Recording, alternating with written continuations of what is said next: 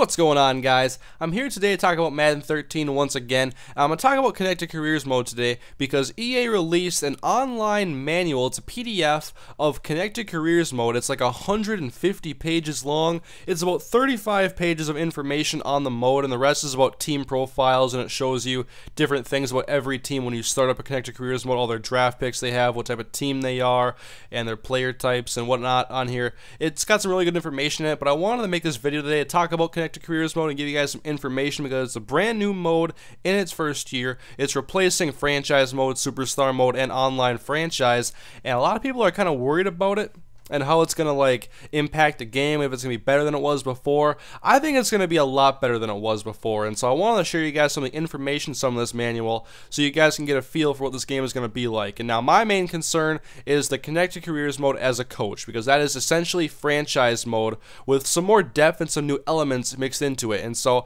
I'm gonna get into it here, guys. And when you start off your coach, you're gonna have to make your coach with a backstory. Now what that means is that you're gonna have kind of a personality to your coach, which means you can either be a motivator, a strategist, or a team builder. Now, whichever one you pick, that'll impact some of your abilities as a head coach. If you want to be a motivator, then you're going to have a 25% discount on packages for increasing your free agent's interest in signing with your team, as well as 25% off packages, decreasing the odds of a player retiring. And so essentially, the motivator is good at keeping players on his team and is good at luring free agents to his team. So the XP bonuses, by the way, if you didn't know, you earn XP as you play games and as you achieve goals. And so if you're playing as the Green Bay Packers, perhaps your goal is going to be to win 12 games in a season, win the division, go to the conference championship game, something like that. And as you achieve goals, you earn XP, and there's a number of different packages you can spend those on in the game that are going to help out your team, help you grow your team, and help scout players and whatnot. I think it's going to be really in-depth. It's going to be a lot of fun this year. That's part of why I'm really excited for this. Now, looking at strategists,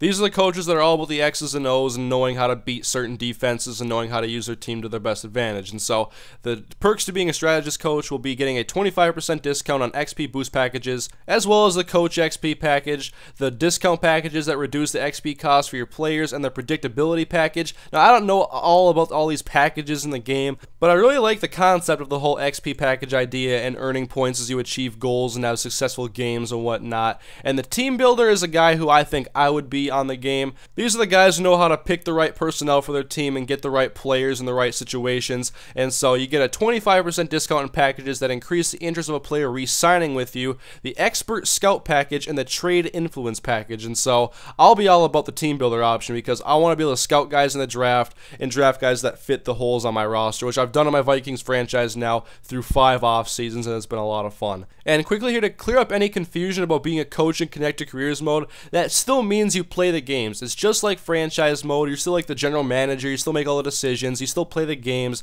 You just have the persona of a coach. You actually have an identity on this team rather than an overseeing overlord that's pretty much invisible like it's been in the past. And so now also in Connected Careers mode, you can be a player, and there's backstories now for being a player. You can be a high draft pick if you want to go and start earlier. You'll have higher goals and tougher ones to meet, and they give you the quickest ability to start right away on your team. A low draft pick, obviously, you're going to have to try your best to be able to even be on the starting team or even get much playing time in your first year. Your goals are going to be as high, but the one I want to do, obviously, I love the challenges. You guys know that. And so I'm all about the undrafted player backstory where you're going to have to really earn that XP and grind it out and try your best to become a player at some point, become a role player, probably start out playing some special teams, getting some tackles, then getting some reps in preseason, improving your worth and moving up the depth chart. It's going to be a lot of fun. And this year, you're not going to start right away unless you're like a top 10 draft pick or something like that. But I don't want to be a top 10 draft pick. I want to build something. I love that's what all my series are pretty much all about, is about building something. Something else that's very new to the Madden franchise that is in Connected Careers mode this year is 5 new ratings. They're not going to affect the way your player plays on the field, but they're going to help you make your team, give your team an identity, so to speak. And so there's 5 ratings that kind of give you a personality, and they are the physical rating, which is calculated from your player's physical ratings, like player type and position, and then like it shows an example on this PDF that a wide receiver's physical rating would weigh heavier on his speed, agility, and jumping, and an offensive lineman is more like run, pass, and impact blocking.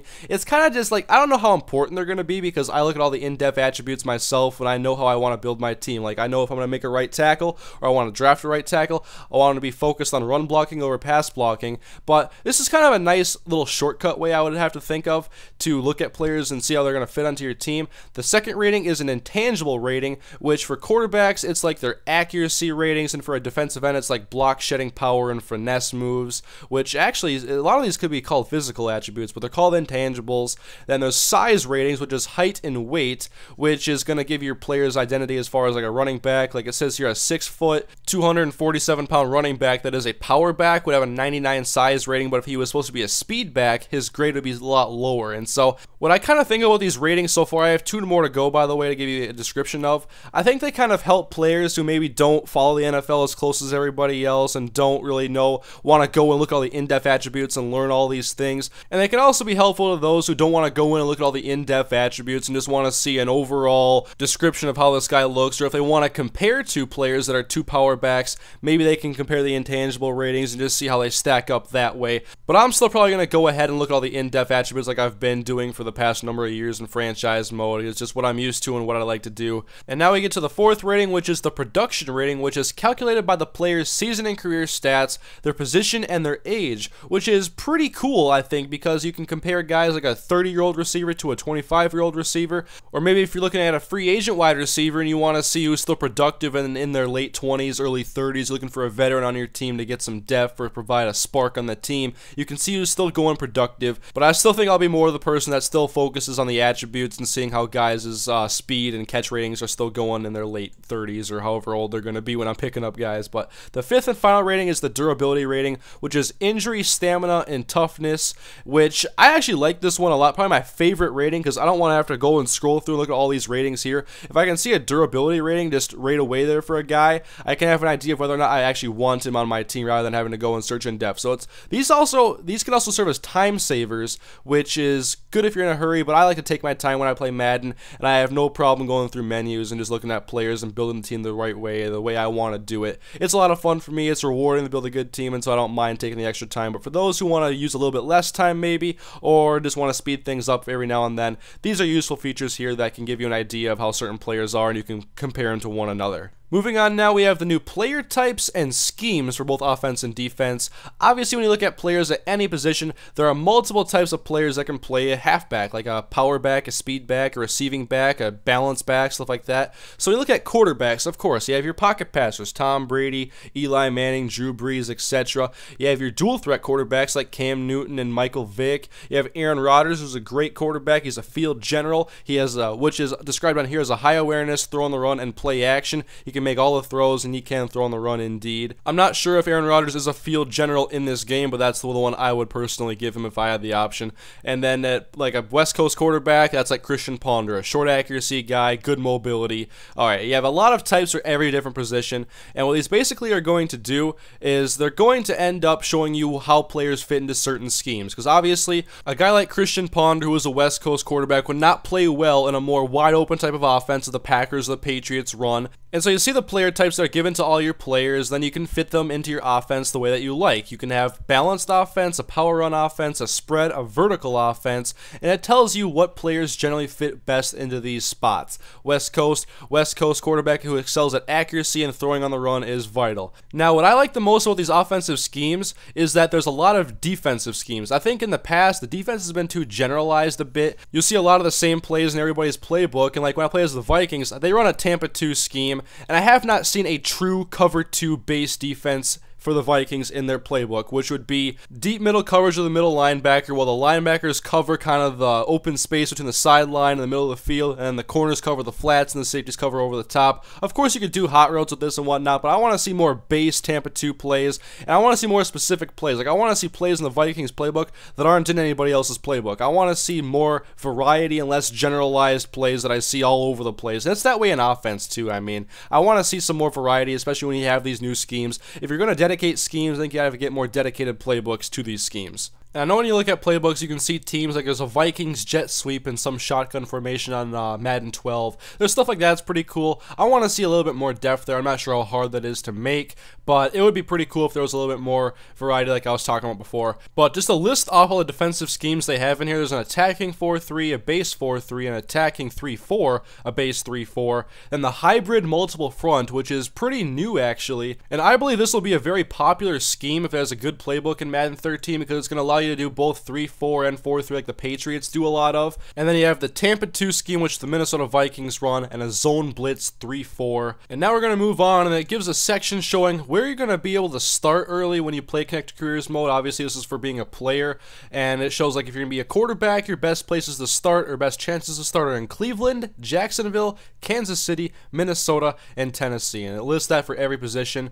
And then it shows coaches that have like what teams are ready to win now. Obviously Baltimore, Green Bay, New England, New Orleans, and Philadelphia list. Then major rebuilding needed. My Vikings are on that list, of course. St. Louis, Minnesota, Miami, Indianapolis, and Cleveland. And there's a couple more lists on here as well, but I'm not sure how important these lists are, but they're kind of helpful if you're not really sure about all the different teams in here. And then it talks about being a coach and spending your XP. And now, like I talked before, there's a lot of things you can do with XP in this game. There's like boosting the odds of a player not retiring or re-signing, which the XP, in my opinion, it's a good mechanic because it takes the place of things you can't do because it is a video game. You can't sit down and try to convince one of these players not to leave. But if that's your persona as a coach, you can use the XP. It kind of just mimics the action then, or trying to convince free agents to come to you. If you're a very charismatic coach and you can convince guys to come, use the XP in that situation to make it more likely. I like the way that is implemented because I think it makes it a little bit more kind of realistic, to be honest. Yeah, that's the way I look at it. And so as a coach, you'll obviously earn XP like I've already been talked about for a lot of this video, but also your players will earn XP based on their in-game performances and their own goals.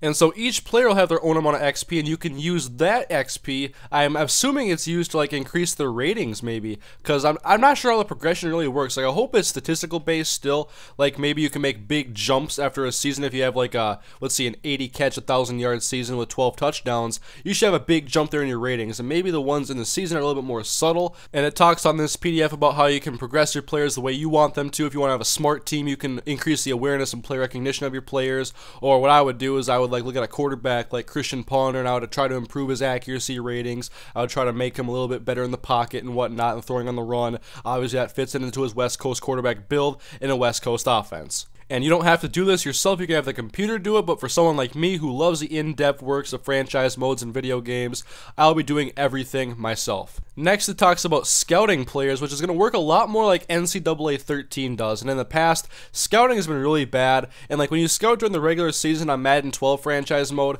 you unlock ratings like pass blocking for a cornerback or speed for an offensive lineman. It's not always things that are important to you, and it's usually nothing you're looking for. And so it says every week you earn scouting points that can be used to unlock ratings, traits, and even the player type of somebody in the draft, which is important because if you're looking at a quarterback, obviously you want to make sure he fits your offense. If you're looking at a running back to maybe back up your speed back, you maybe want to get a change of pace power back, not another scat back or another speed back. And it shows on here, which is kind of why I say it's like NCAA, even though it's more personable than Madden. It's a lot different as well, but it shows you can unlock individual ratings, and it shows someone on here with 2,000 scouting points and like unlocking certain attributes like speed's 100 points, agility's 100 points, but I think these points are for your overall draft board, and so you want to spend them wisely each week. And I think you can save them up from week to week because it shows you unlocking somebody's overall rating being 10,000 points, which I'm pretty sure you wouldn't get that every week because you could simply unlock way too much for every player and it'd be way too easy to do the NFL draft. And so I like the scouting features in this game.